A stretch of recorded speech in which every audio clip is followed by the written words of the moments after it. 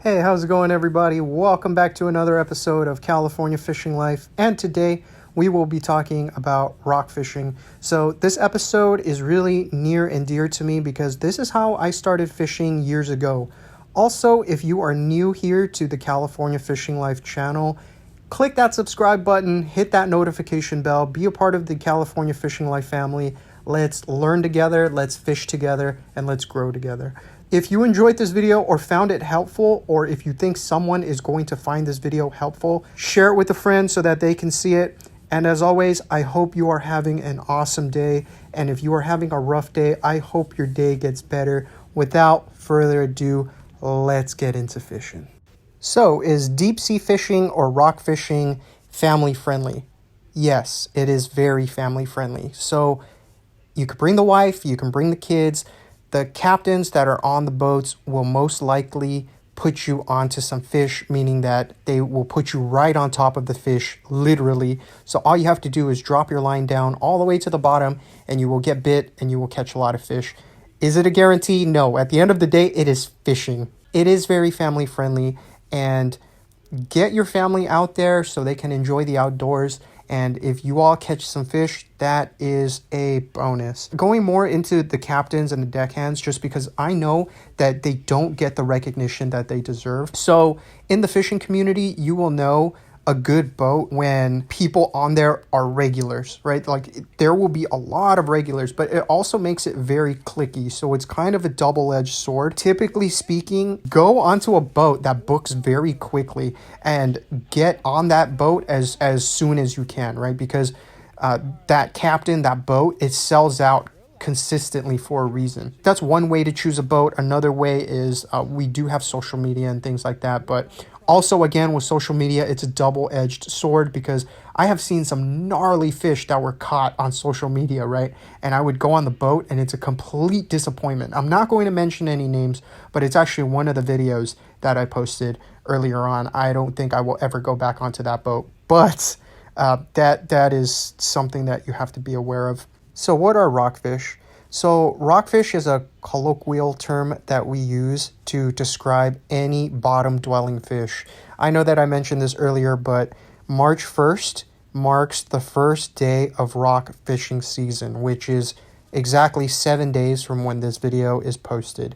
And it is my sincere hope that everybody watching this video will get an opportunity to go out to catch these amazing fish.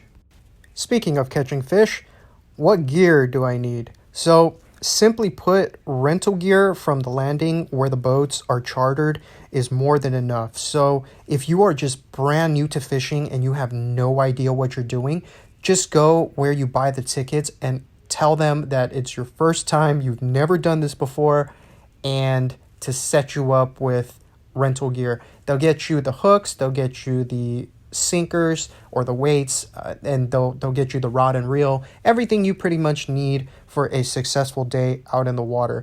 For those who are a little bit more experienced but don't know what to do, in Southern California and Central California, depending on which part of Central California you're going to, size 1 to 3 odd hooks are recommended, depending on the size that you are targeting. And again, the captain and the deckhands will tell you exactly what to set up with. So ask a lot of questions while you're there. They are a wealth of knowledge because they literally do this for a living, right? So the weights that you use here in Southern to Central California, I have seen size 8 ounce torpedo sinkers, anywhere up to 10, even 12 ounce torpedo sinkers. The 12 ounces are a little bit more difficult to find, but if you can find that, or even heavier, depending on the current. But again, the captain will let you know, and then also on the day, the landing will get the currents and the reports and things like that. So don't worry about it if you don't have the weights. They usually sell it at the landing. It's a little bit more expensive, but it's also very convenient. So don't worry if you don't have all of the gear that you need. When you do get to that landing, they'll make sure that you get taken care of. All you have to do is remember to ask. The next common question is, what kind of baits should I use? Squid and sardines are provided by the boat, but a savvy angler will bring exotic baits like shrimp and mussel. Trust me when I say this, shrimp and mussel are like candy to these fish. You definitely don't need it, but it is really great to have when you're on the boat. So another common question is, what knots do I tie? So a very simple yet effective knot for bottom fishing includes a surgeon's loop knot and separated by 6 to 8 inches with 2 dropper loops.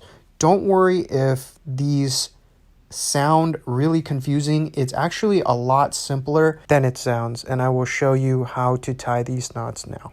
Alright, so to begin, what we're going to do is just grab the tag end and make a little loop on itself, just like that. And we're just going to go ahead and tie this part onto itself. So you're going to see that I grab that end. What we're going to do is just make a little circle.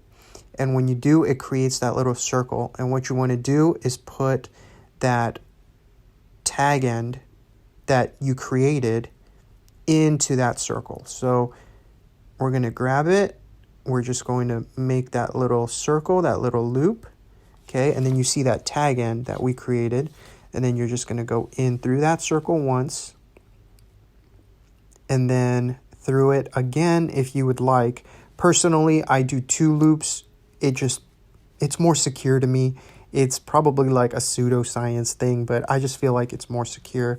So once you have that, you take that tag end and you just pull it tight. So typically you will use saliva or water, just make that little knot there.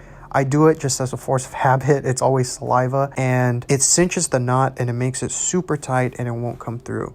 So after you tie that surgeon's loop, what you want to do is separate the line maybe 6 to 8 inches, maybe even 12, depending on the size of rockfish that you're going for. I'm tying this dropper loop a little small, but this is just for demonstration purposes. When you tie a dropper loop, you want to make the loop as big as you possibly can.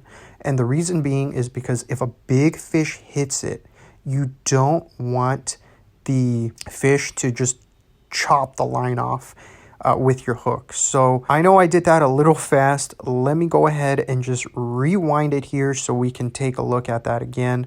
Pretty much what we're doing is we're creating a loop and then we're just tying that loop onto itself. And then once you do that, there should be like 3 holes, right? Or there should be 1 hole, but there's 3 lines. So there's the line, the 2 lines from the loop that you made, and then the 1 line from the tag end.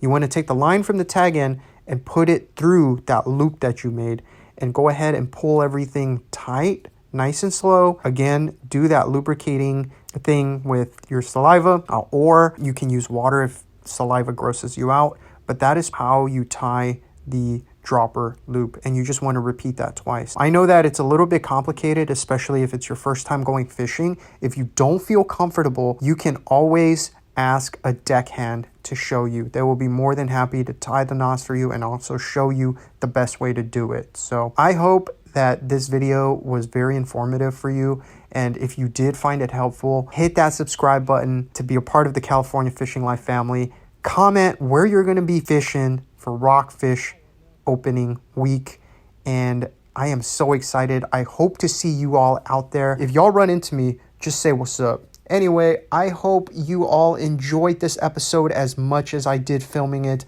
and I hope you get out there and you catch some giant rockfish.